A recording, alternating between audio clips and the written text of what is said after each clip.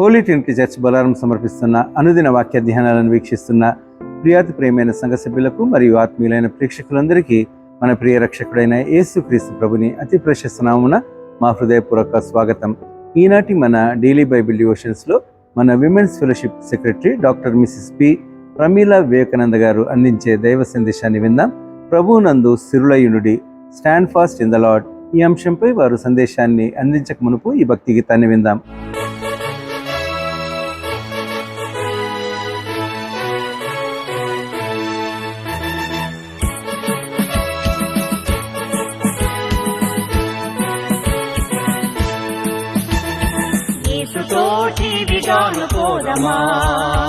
అడ్డుగా వచ్చు వైరి గెల్వను, యుద్ధనాదంబుతో పోదము. యేసుతోటి విగాను పోదమా, అడ్డుగా వచ్చు వైరి గెల్వను, యుద్ధనాదంబుతో పోదము.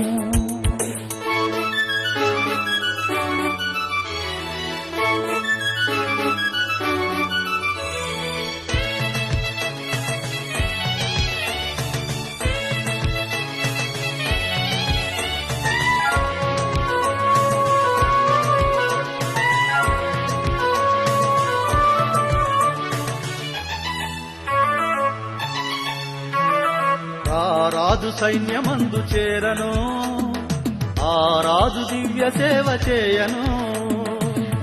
రాజు సైన్యమందు చేరను, ఆ రాజు దివ్య సేవ చేయను.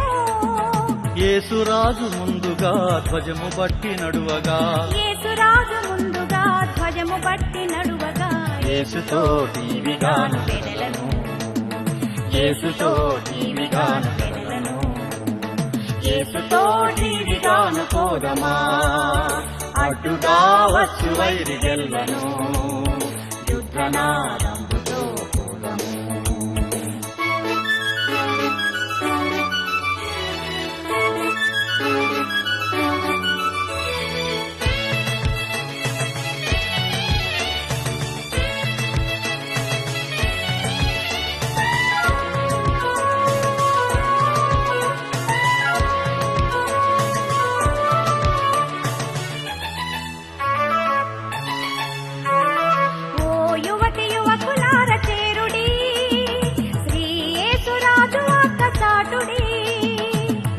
యువతి యువకులార చేరుడి, శ్రీ యేసురాజు వార్త చాటుడి. లోకమంత ఏకమై యేసునాథు గొల్వను, లోకమంత ఏకమై యేసునాథు గొల్వను. సాధనం ఎవరు నీవే నేనిగా, సాధనం ఎవరు నీవే నేనిగా. యేసుతోటి విగాను పోదమా, అడ్డుగా వచ్చు వైరి గెల్వను, యుద్ధనాదంబుతో పోదము. యేసుతోటి విగాను పోదమా, అడ్డుగా వచ్చు వైరి గెల్వను, యుద్ధనాదంబుతో పోదము.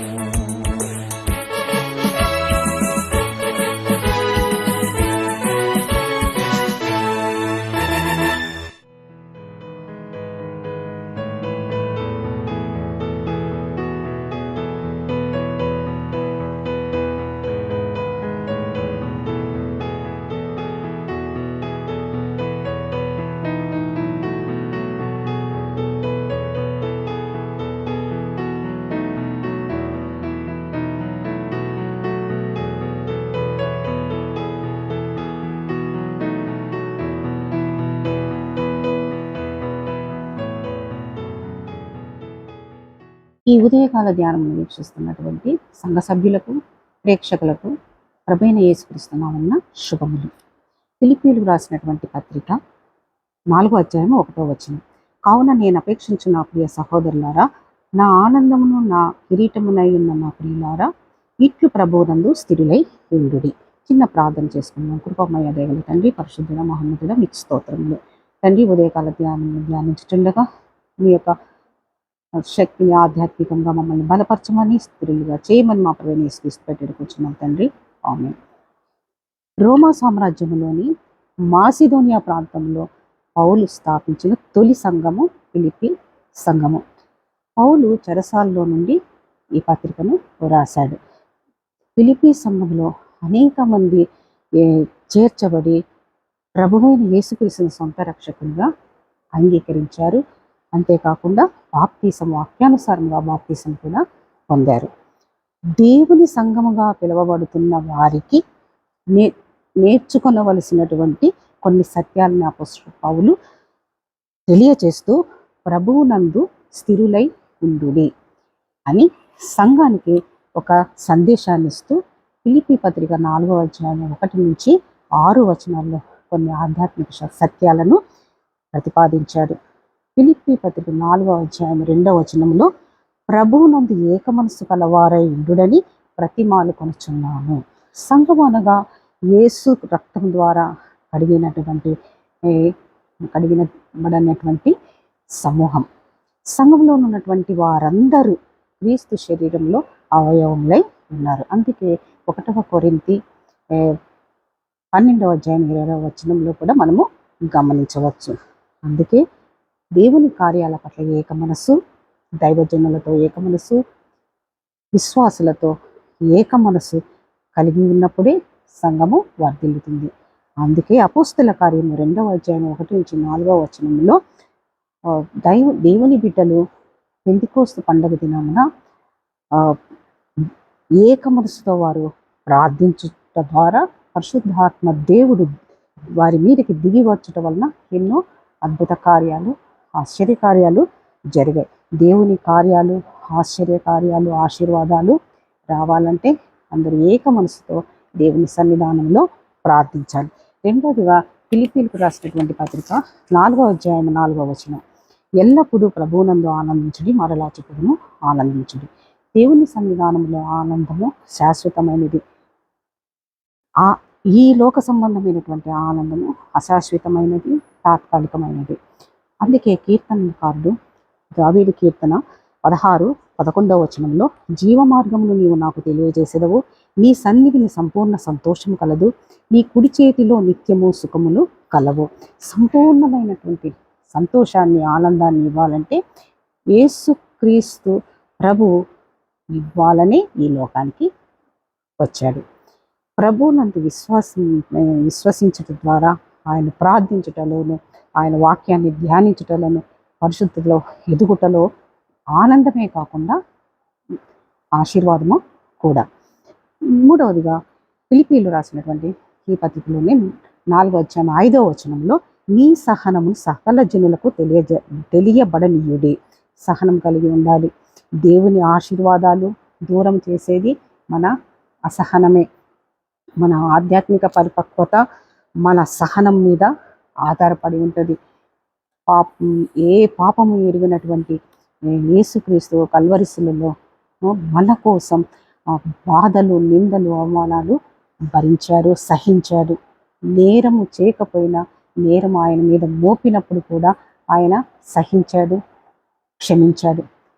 తిరిగి పునరుత్థానుడైన క్రీస్తు మనకు మాదిరిగా కనుక ఆయన సారూప్యంలో సహనంగా మనము కలిగి ఉండాలి, సహనాన్ని కలిగి ఉండాలి. అందుకే యాకోబు రాసినటువంటి పత్రిక 5వ అధ్యాయం 11వ వచనంలో, సహించిన వారిని ధన్యులనుకొనుచున్నాము కదా, మీరు యోబు యొక్క సహనమును గూర్చి వింటిరి. ఆయన ఎంతో జాలియు కనికరము గలవాడని మీరు తెలుసుకొని ఉన్నారు. సమస్తము కోల్పోయినప్పటికీ యోబు సహనాన్ని మాత్రము కోల్పోలేదు. సహనాన్ని కలిగి ఉంటే ప్రభు మనకు రెండింతల ఆశీర్వాదాలు అనుగ్రహిస్తాడు. చివరిదిగా చింతింపకుడి. మన చింత యావత్తు 4వ అధ్యాయం 6వ వచనం, దేనిని గురించి చింతింపకుడి గాని ప్రతి విషయములోనూ ప్రార్థన విజ్ఞాపనల చేత కృతజ్ఞతాపూర్వకంగా మీ విన్నపం మీ దేవునికి తెలియచేయుడి. మీ చింత యావత్తు ప్రభువు మీద వేయుడి అని పరిశుద్ధ గ్రంథము నొక్కి వకానించింది. ఆయన మన సమస్త భారమును భరించుటకు ఇష్టపడుచున్నాడు. చూడుము, నా అరచేతిలో నేను చెక్కి ఉన్నాను అని పలికిన ప్రభువు దివ్య వాగ్దానాన్ని తలపోసుకుంటూ ప్రభువులో మనము స్థిరముగా ఉండాలి. క్రీస్తును నమ్మి విశ్వసించినటువంటి మనకు ఆయన అనుగ్రహించినటువంటి రక్షణ, నిత్య జీవము మనము తీసుకున్నటువంటి మనం ఎంతో ధన్యులం.